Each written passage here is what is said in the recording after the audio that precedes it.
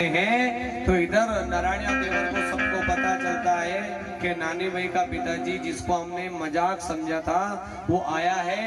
और वो जो महाराज तो की नहीं, वो महाराज गाँव का बाहरे बैठो नाम नंबर पर तो सब दिन है क्यों कि अपनी दक्षिणा उधार है।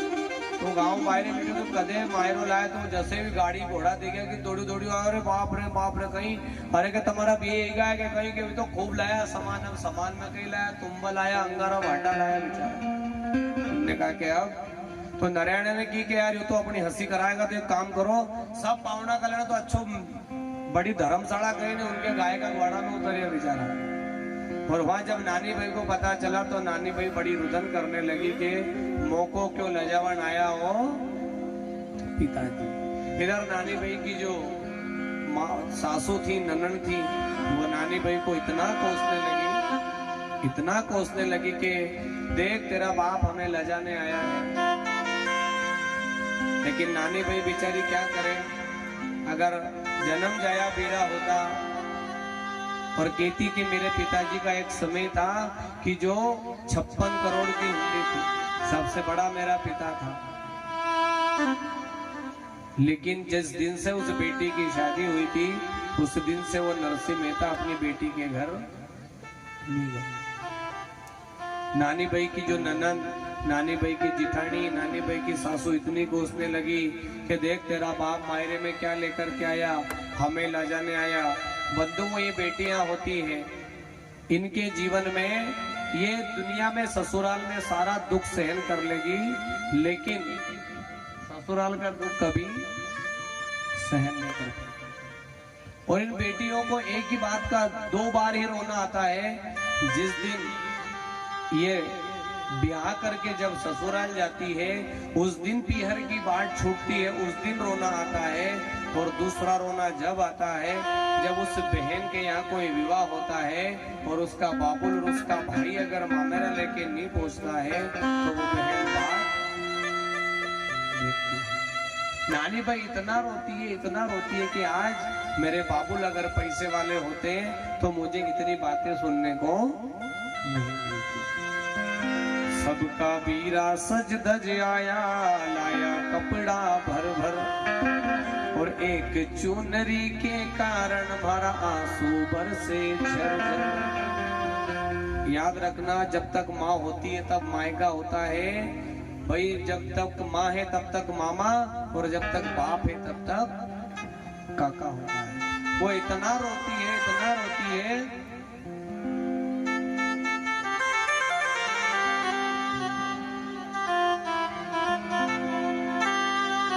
और नानी भाई ने सोचा कि अब इतना तो जीवन में मैंने दुख झेल लिया लेकिन अब हमारा बाप की ताकत नहीं, तो उससे अच्छा है कि अब मैं पानी भरने गगरा लेकर के जाती है और जाकर के और किस तीर में जाकर के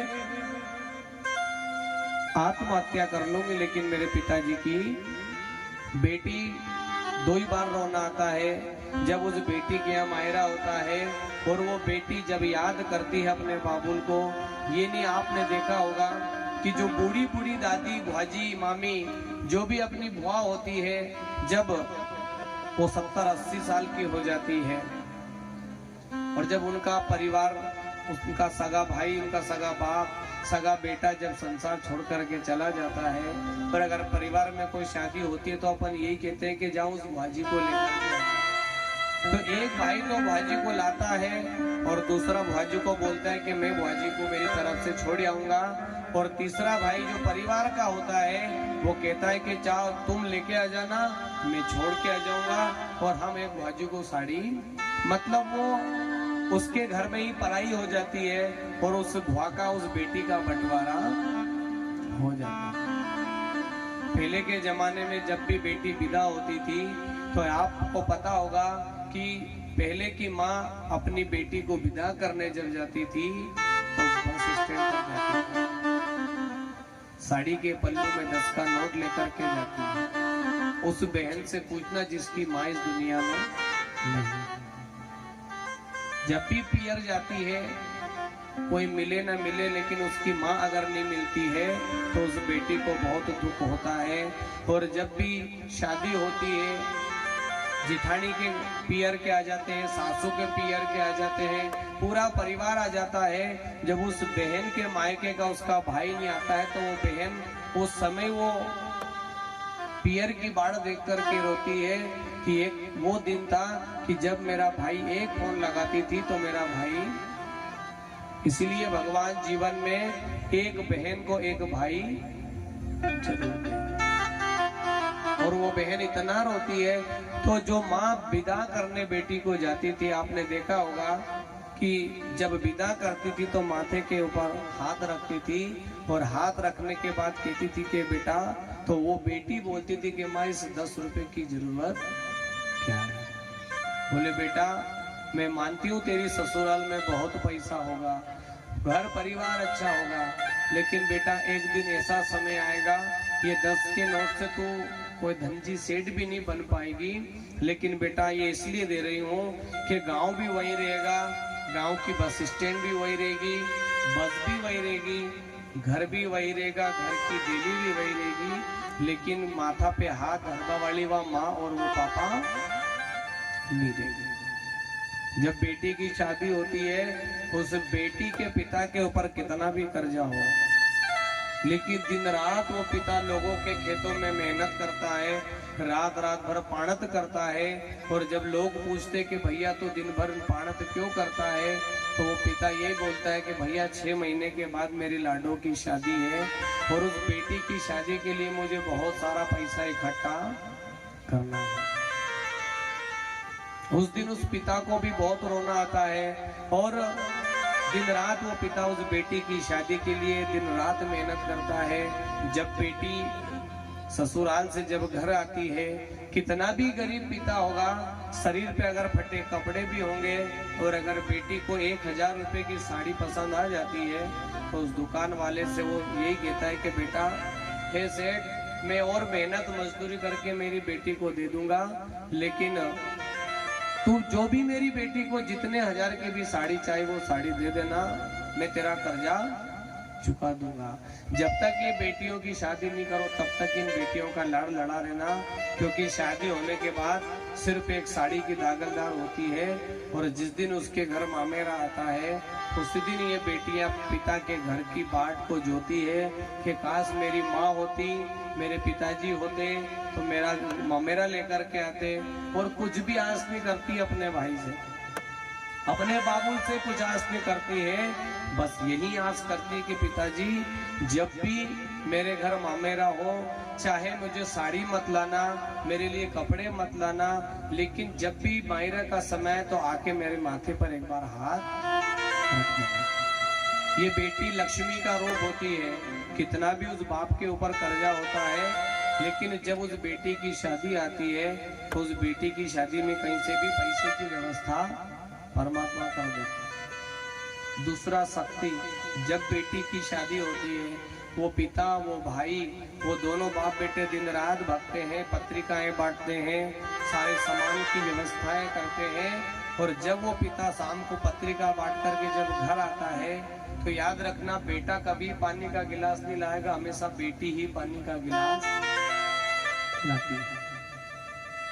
जब बेटी ससुराल चली जाती है शक्ति का रूप होती है। और जब तीसरा खुशी, जब उस बेटी की बारात आती है तो हर परिवार का हर इंसान चेहरे से खुश होता है, लेकिन जब वो बेटी विदा हो जाती है उस समय हर चेहरा गमगीन होता है।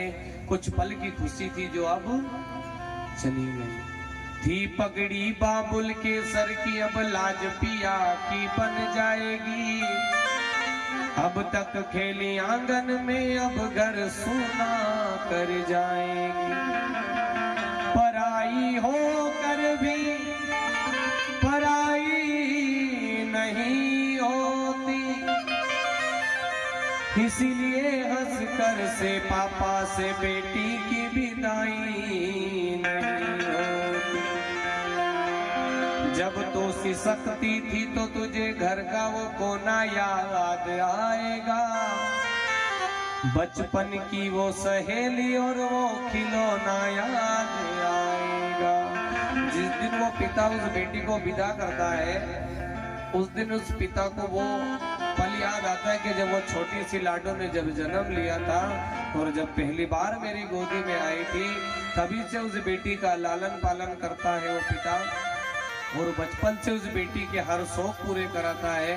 आज भी आप देखना, जब आप मेला घुमाने बेटे को ले जाते हो, बेटी को ले जाते हो, तो वो बेटा तो तमंचा लेकर के आता है, लेकिन वो बेटी छोटी सी गुड़िया लेकर के आती है। और जब वो बेटी गुड़िया लेकर के आती है तो दूसरे दिन उस गुड़िया को अच्छे से सजाती है। उस समय उस पिता को इतना रोना आता है कि आज बचपन से लेकर के मेरी बेटी को मैंने इतना बड़ा किया और आज मेरा जिगर का टुकड़ा मुझे छोड़कर।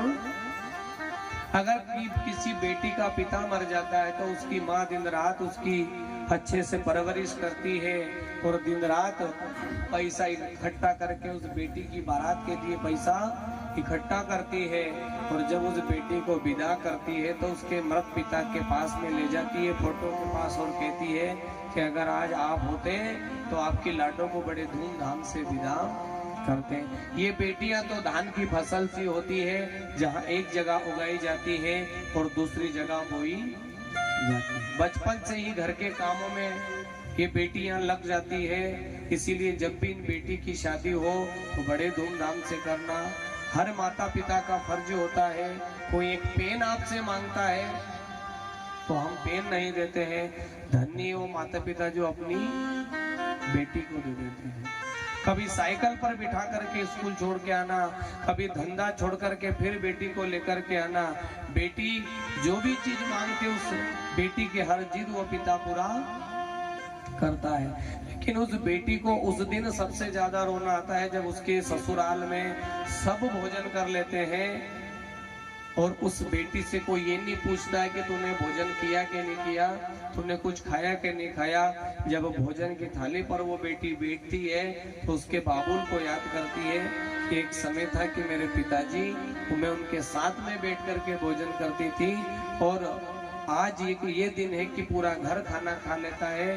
कोई आकर के ये नहीं पूछता है कि मेरे बाबूजी, अगर होते तो मेरे से पूछते कि बेटा तू खाना खाया कि नहीं खाया। इसीलिए बेटा माँ का लाड़का होता है, लेकिन बेटियां माता पिता की लाड़की होती है। कभी किसी की बहू को दुख मत देना, कभी किसी की बेटी को दुख मत देना, क्योंकि ये बेटियां होश की बूंद सी होती हैं। बेटियां स्पर्श खुरदरा हो तो रोती हैं।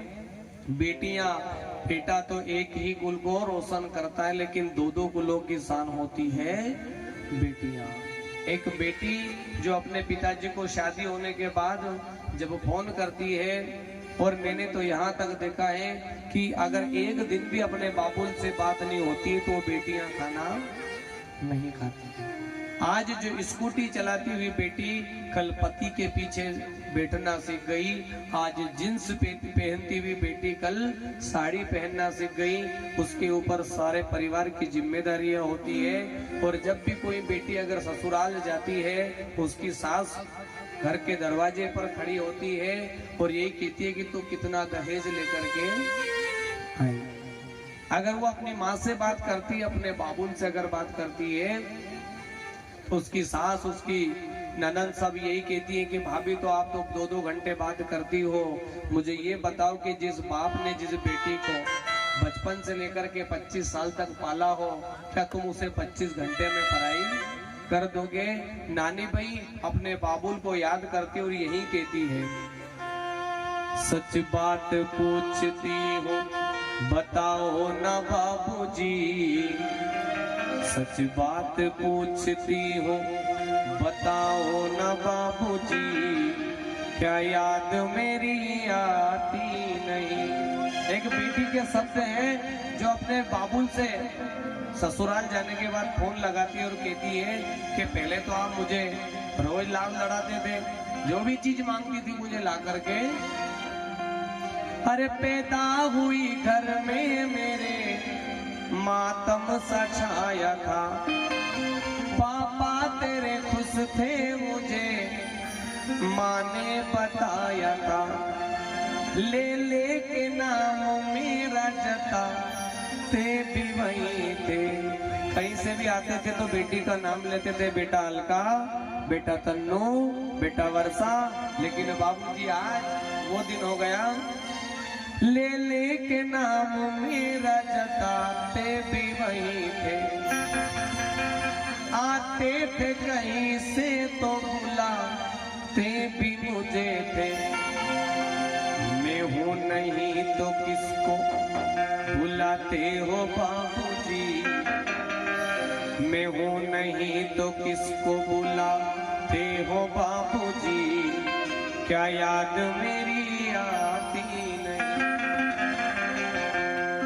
अरे पैदा हुई घर में मेरे मातम सजा। जब भी बेटी कोई चीज मांगे तो उसको शादी के पहले ला करके दे देना, क्योंकि जब उस बेटी की शादी नहीं होती तो घर की हर वस्तु पर उसका अधिकार जमाती है। लेकिन जिस दिन उस बेटी की शादी हो जाती है और जब मायके आती है, अगर कोई वस्तु भी लेना चाहती है तो पिता तो बोल देता है कि बेटा जो भी लगे तू लेकर के चली जा, पर माँ कहती कि एक बार तेरी भाभी से जरूर पूछना। उसको हर चीज पराई लगने लगती है। हर जिद मेरी पूरी हुई, हर बात मानते। बेटी थी मगर बेटों से ज्यादा थे मानते। घर में कभी होली कभी दीपावली आई, सैंडल भी मेरी आई, मेरी फ्रॉक भी आई। अपने लिए बंडी न सिलाते थे बाबूजी, अपने लिए बंडी न सिलाते थे बाबूजी, क्या याद मेरी आती नहीं। सच बात पूछती हो बताओ ना बाबूजी, छुपाओ ना बाबूजी, क्या याद मेरी आती नहीं। एक पिता को पूरा घर चलाने में पूरी उम्र लग जाती है। सारी उम्र खर्चे में कमाई में लगा दी। दादी बीमार थी तो दवाई में लगा दी। पढ़ने लगे हम सब तो पढ़ाई में लगा दी। बाकी बचाओ मेरी सगाई में लगा दी। मैं हूं नहीं तो किसके लिए इतना कमाते हो बाबूजी, क्या याद मेरी आती नहीं। अगर माँ चली जाती है तो सिर्फ घर उजड़ता है, लेकिन अगर पिता चला जाता है तो पूरा संसार। जिसका अगर पिता जिंदा होता है तो उसके बेटे को कोई डराता नहीं है, लेकिन जिस बेटे के ऊपर से अगर पापा का हाथ अलग हो जाता है तो उसको हर कोई डरा लेता है। कहते थे मेरा मन कहीं एक पल न लगेगा, और बिटिया विदा हुई तो ये घर न लगेगा। कपड़े कभी गहने कभी सामान सजोते, तैयारी भी करते थे छुप छुप के थे रोते। कर कर के याद अब भी रोते हो बाबूजी, क्या याद मेरी आती नहीं। दुनिया में तुम्हें पत्नी पसंद से मिल जाएगी, परिवार पसंद से मिल जाएगा, दुनिया की हर वस्तु तुम्हें पसंद से मिल जाएगी, लेकिन माता और पिता ये तुम्हें पुण्य से ही।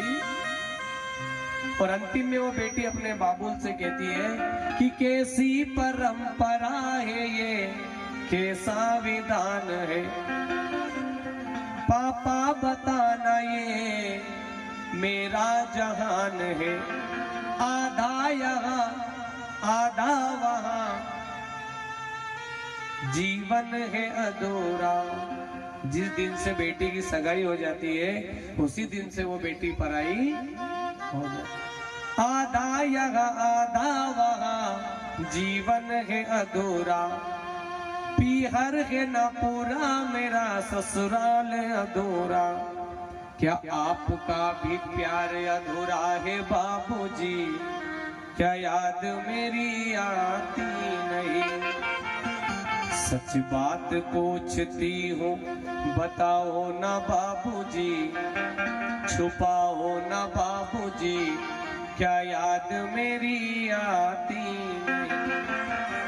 आज आप भी जाना घर और अपनी बेटी से जरूर फोन से बात करना कि बेटा तुझे किसी प्रकार का कोई कष्ट तो नहीं है। लेकिन अंतिम में वो बाबूजी भी फोन लगाते और बेटी से एक ही बात कहते हैं कि तू ये कैसे सोच लिया भोली बावरी, तूने कैसे सोच लिया भोली बावरी, क्या याद तेरी आती नहीं। सच बात पूछती हूँ बताओ ना बाबूजी, छुपाओ ना बाबूजी, क्या याद मेरी आती नहीं। इसलिए बेटियां जब भी शादी में हो, जो भी इनकी मनोकामनाएं वो पूरी कर दिया करो। नानी भाई इसी बात के लिए रोती है और कहती है कि आज मेरे माँ होती तो मेरा मायरा होता, मेरा तो भाई भी नहीं है। जाकर के और उस पीर के यहाँ पर जाती है और सोचते कि अब यहाँ पर मैं जाकर के मरी जाना अच्छा है। कोई ना सुने मारी किनने सुना, कोई ना सुने मारी किनने सुना, कोई ना सुने मारी किनने सुना।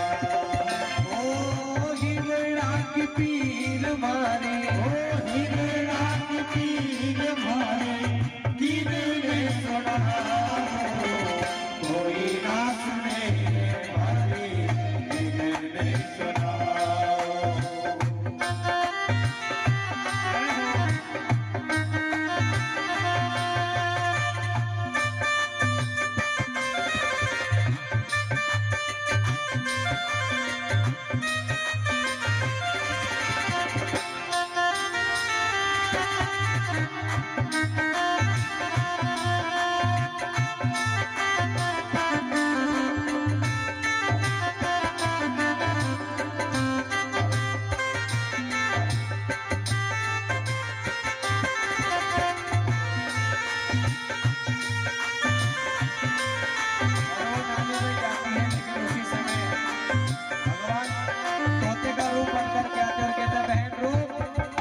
सुना है कि तेरा सावरिया वीरा तेरा भात भरने के लिए आ रहा है, तेरा मायरा भरने के लिए। तू रो मत, तू मत मर।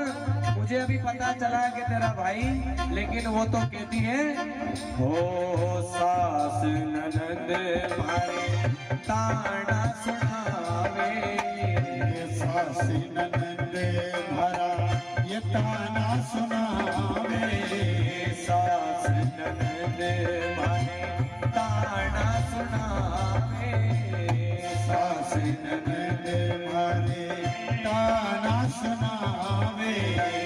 मायड़ा में बाप धरो दाई दाई लाए, गाँव गलियारा पूछे, गाँव गलियारा पूछे, किनने सुनाओ, कोई ना सुने मारी किनने सुना।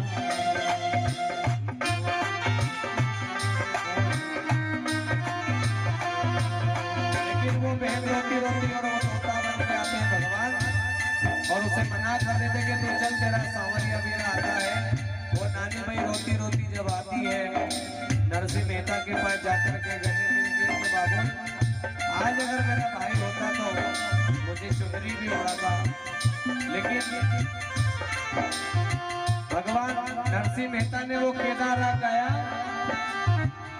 और जब केदारनाथ गाया तो सामरिया सेठ को सुनाई दिया। सामरिया सेठ ने पूरी लिस्ट निकाली, राधा रुक्मणी सत्यभामा सभी को तैयार करके और जो लिस्ट में सामान था सारा सामान लेकर के आए और आकर के नरसिंह मेहता के साथ में खड़े हो गए और कहने लगे अरे सांवरियो है से, सांवरियो है से तुम्हारी राधा जी से ठानी है, सांवरियो है से, सांवरियो है से तुम्हारी राधा जी से ठानी है, ये तुम्हारे दुनिया सारी है, सांवरियो है से।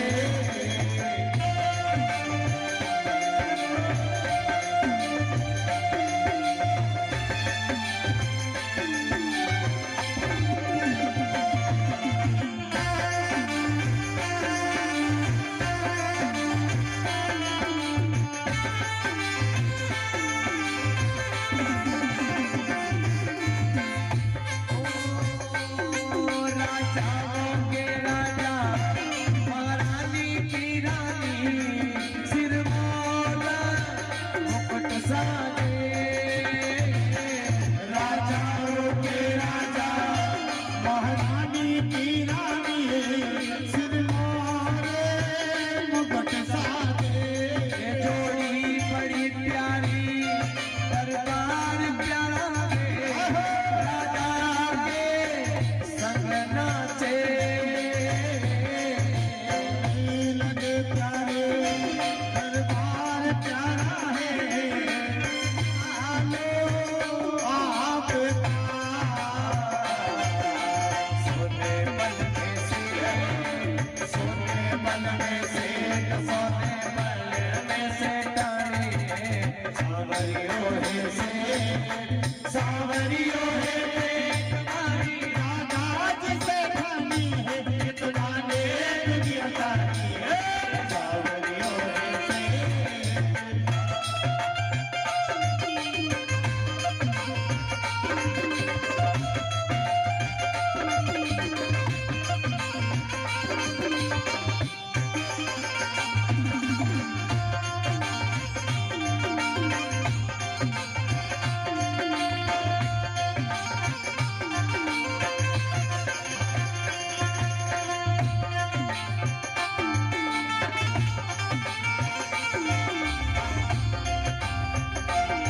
सावरिया राधा जी भगता पे घेरा जी सावरिया राजे भगता पे घेरा जी तारो गानो लाड है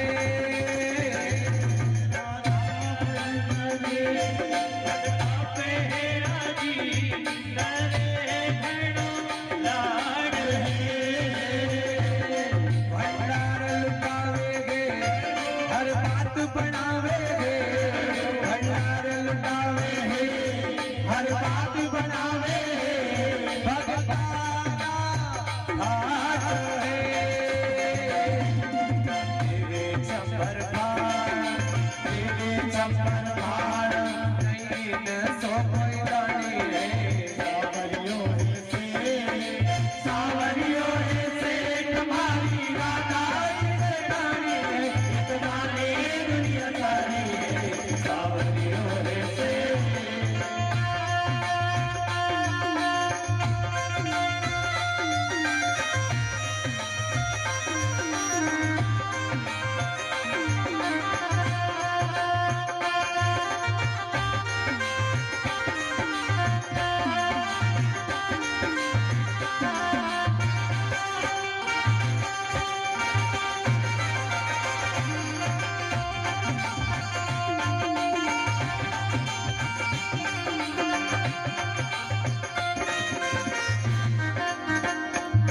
सावरिया सीट की 4:11 उलझी है कि अभी तक मायरा में उलझे हम दे दे काल में नहीं मगर आज जन्म काल करना तो फिर मायरो तो घणो बड़ो रहे साहब भरवा वालों ही भरे लेकिन इधर जैसे पता चला तो राधा रुक्मणी